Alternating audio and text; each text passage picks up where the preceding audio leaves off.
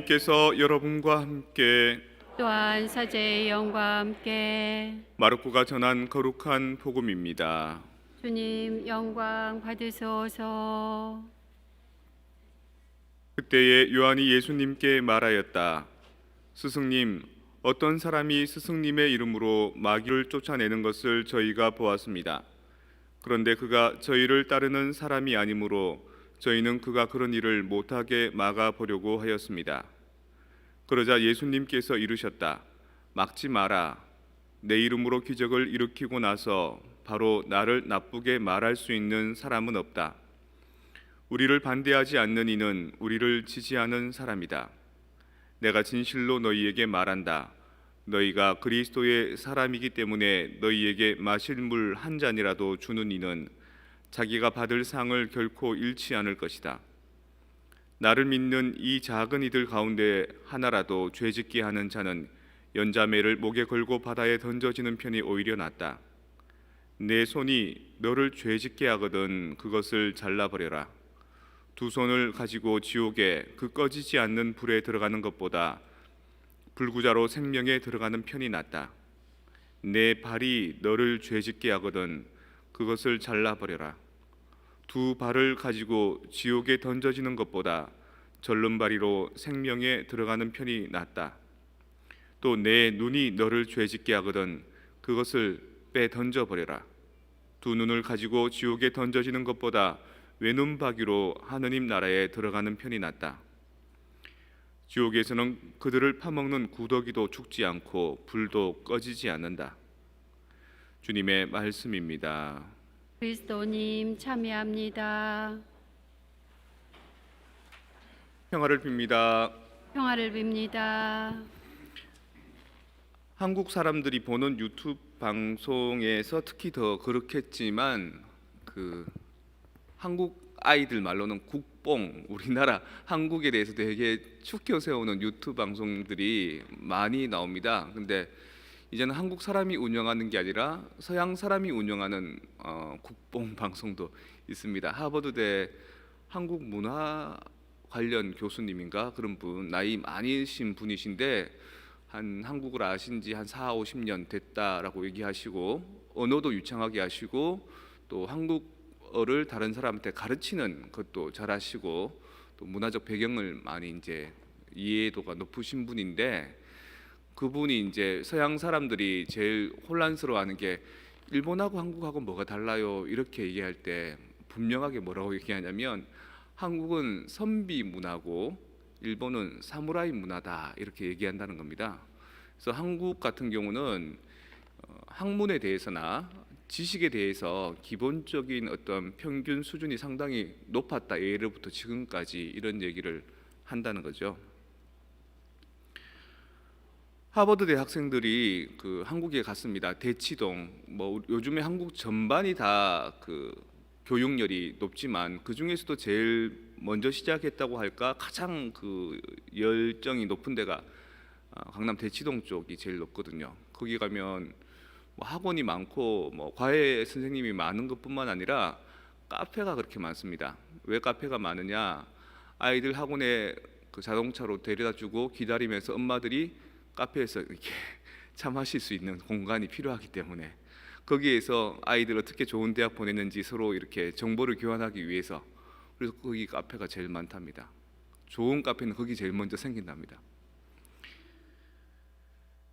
하버드 대학생들이 학원에 들어가서 남학생들은 고등학교 2학년짜리들하고 수학을 같이 풀어봅니다. 수학 문제를 하버드 공대 남학생들이었는데 애들하고 이렇게 푸는데 하버드 대학생들은 아주 어렵게 풉니다. 그리고 풀어도 결과가 틀립니다.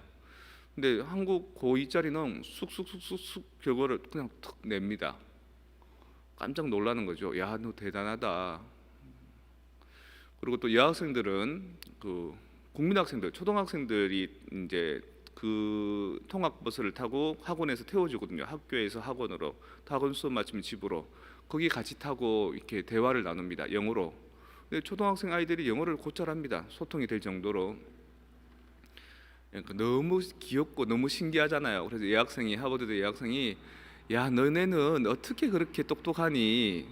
어떻게 그렇게 공부를 해야 되겠다는 마음이 그 동기부여가 목적의식이 생기니 너무 궁금하다. 공부하는 게 쉽지 않을 텐데라고 하니까 애들이 뭐라 그러냐면 공부 못하면 친구가 안 놀아줘요. 공부 못하면 엄마한테 혼나요. 공부 못하면 좋은 대학 못 가요. 라는 말을 고3짜리가 아니라 초등학생 아이가 얘기한다는 겁니다. 그들에 있어서 그 학문에 대한 동기부여는 순수한 지적인 어떤 동기부여가 아니라 경쟁 사회 안에서 어느 정도 수준에 다다라야 된다는 것, 그리고 그 사람들보다 더 뛰어나야 되는 컴피티션의 동기부여가 제일 크다는 거죠. 제가 군대 제대하고 수련 들어가기 전에 시간이 조금 이렇게 남았습니다. 왜냐하면 그때 당시 제 복무 기간이 26개월인데 2년 딱 되면 바로 학교에 복학할 수 있는데 그 26개월이니까 2년 2개월이니까 어정쩡하게 이제 돌아왔으니까 학교에 복학은 못하고 이러니까 수도원에서도 걱정거리죠. 이 사람을, 이 젊은 애를 어떻게 교육을 시켜야 될까, 어떻게 양성을 시켜야 될까, 프로그램이 없지 않습니까? 그리고 나 혼자만 그런 대상이 되니까 전체적으로 적응을 못 시키니까 가서 학원 한번 다녀봐라. 영어 학원, 영어 회화 학원 한번 다녀봐라. 그리고 영어 회화 학원을 갔습니다. 가니까 여자 선생님이 무슨 단어를, 무슨 말을 가르쳐 주냐면 You are most compatible woman in the world 이 말을 가르쳐 줍니다. 당신은 세상에서 가장 그 경쟁력이 높은, 가장 뛰어난 사람입니다. 이런 말을 가르쳐 주는 거예요. 그게 지금도 머리에 남습니다. 수많은 영어 문장들 중에 왜 그 선생님은 우리에게 그 말을 가르쳐 주었을까? 가장 경쟁력에서 뛰어난, 가장 최고인. 한국인의 정서에서는 이 컴피티션에 대해서 되게 이 부담감이 크다는 겁니다. 그 학원에 나와 있는 애들도 다른 사람보다 좀 더 높은 경쟁력의 우위를 차지하기 위해서 나왔다는 거죠.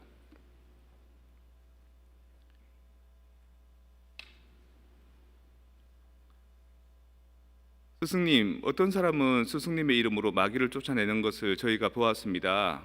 그런데 저희가 그거를 못하게 했습니다.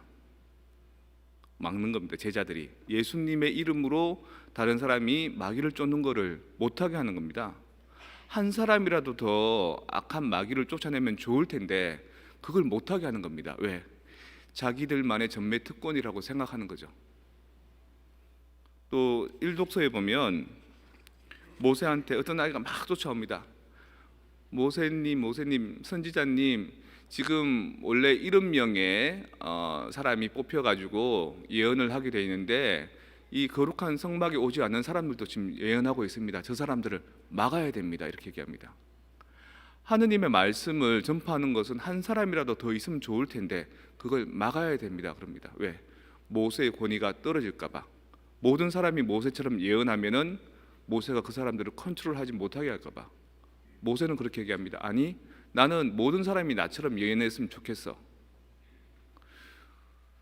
우리 인간들은 다 같이 서로 한 발짝씩 나가는 것보다도 나만 10발짝 나가는 것을 상당히 좋아합니다. 그리고 그것 때문에 온 마음과 온 정신을, 목숨을 겁니다. 하느님을 온 마음과 온 정신으로 살아가는 게 아니라 내가 살아가는 이 삶의 현장에서 다른 사람보다 조금 우위에 있는 것을 선점해야 됩니다. 조금 더 빨리.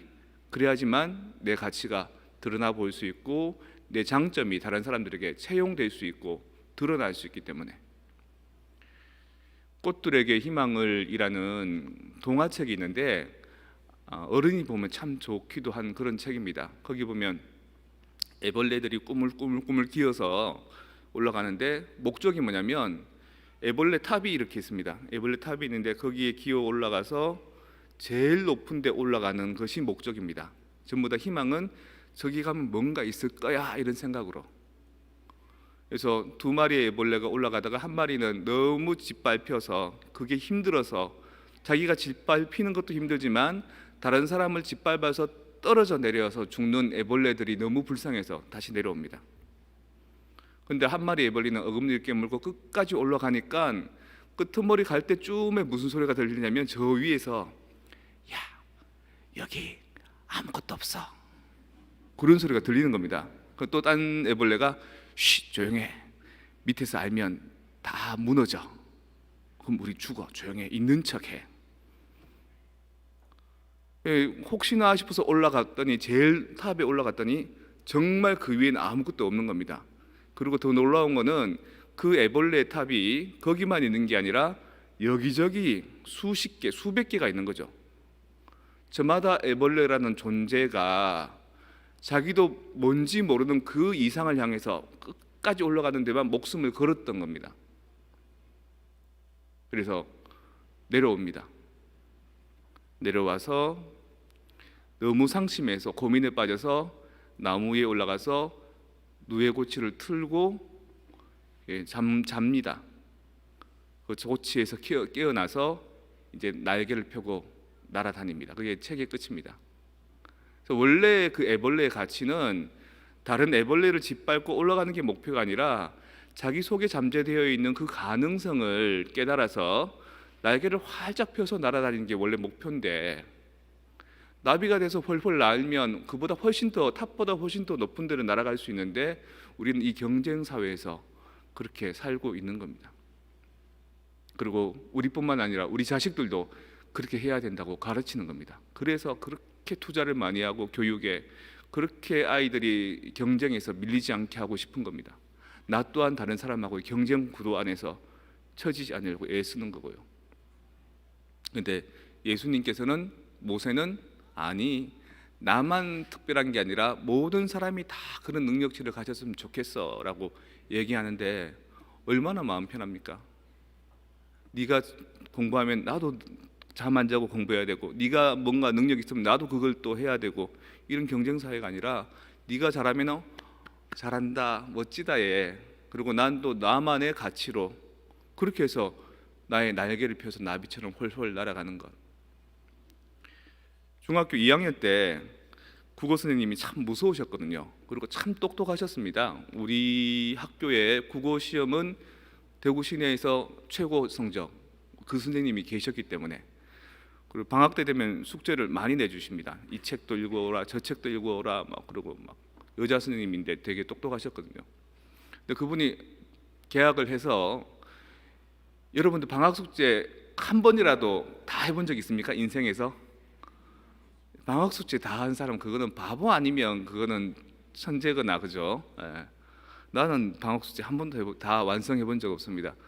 틀림없이 우리 반의 대부분은 방학 숙제 선생님이 내주신 거 거의 안 했을 겁니다. 전부 다 긴장하고 있는 거죠. 오늘도 주어 터지는구나 생각하고 있는데 선생님이 비통한 표정으로 방학 숙제 여러분들 했어 안 했어 그러길래 전부 다 대답 안 하고 조용했죠. 그러니까 나는 오늘 방학 숙제 검사 안 한다.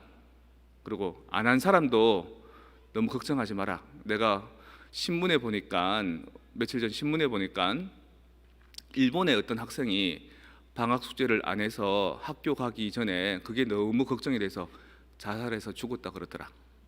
그런데 오늘 학교 출근하다 보니까 우리 동네 꼬맹이들이, 이제 중학생들은 이제 개학을 했고 초등학생들은 좀 늦게 하잖아요.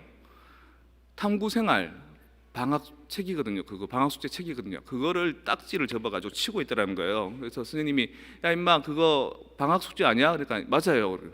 그거 딱지 지키 하면 돼? 그러니까 괜찮아요. 한 몇 대 맞으면 돼요. 뭐 이러더라는 거예요. 너네들 방학 숙제 못한다고 죽고 그런 사람 되지 말고 몇 대 맞으면 된다는 배짱 있는 사람이 돼. 그런 말씀하시더라고요. 이 경쟁 사회에서 저 사람을 이기기 위해서 막 안간힘을 쓰는 그 사람 되지 말고 오히려 너네 자신다운 스스로가 가질 수 있는 그 자부심을 가지고 그 역량이 뭔지를 밝힐 수 있는 사람이 돼. 그래서 보니까 친구들, 공부 잘하는 친구들이 잘 사는 것보다 공부 못하고 성격 좋은 놈들이 나중에 훨씬 그 지역 사회 안에서 중심이 되는 모습들을 간혹 발견합니다.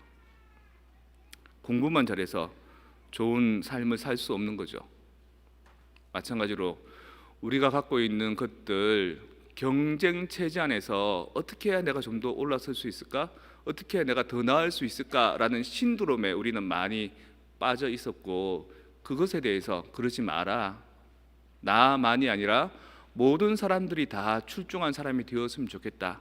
그리고 나의 출중함도 너의 출중함도 서로가 장려해 줄 수 있는 사회가 되었으면 얼마나 좋겠냐라는 게 제가 보는 오늘 독서와 복음의 메시지인 겁니다. 우리 본당의 특징 무엇이냐? 제가 6개월 동안 파악한 바, 첫째, 교우들이 참 착합니다. 다른 본당 교우들 오시면 우리 성당 교우들의 스타일하고 완전 색깔이 다릅니다. 두 번째, 정말 똑똑하십니다. 남녀노소를 가리지 않고 여러분들이 갖고 있는 그 선한 마음과 여러분들이 갖고 있는 그 지적인 능력, 그것만으로 엄청난 가능성이고 그것만으로 충분합니다. 그러니까 여러분 스스로에 대해서 좀 자부심 가지십시오. 그리고 좀 격려해 주십시오. 그리고 이만큼 내가 경쟁하며 살아왔는데 이제는 좀 내가 갖고 있는 가능성들을 다른 사람들에게 좀 나누어 주며 살아야 되지 않을까? 멀리 있는 사람 말고 내 가까이 있는 사람들, 내가 이때까지 가지고 있는 지식들, 정서들 이런 것들을 내 가까이 있는 사람들한테 먼저 좀 표현하고 살아야 되지 않을까? 그런 생각으로 우리 살아봅시다. 지금은 올라가는 길을 신경 쓸 때가 아니라 올라가서 조금 바라볼 수 있는 그런 여유, 그리고 이제는 점점점 내려가는 길에 대해서 익숙해야 되는 인생의 포인트가 온 겁니다. 올라가는 것 아무것도 없을 수 있습니다.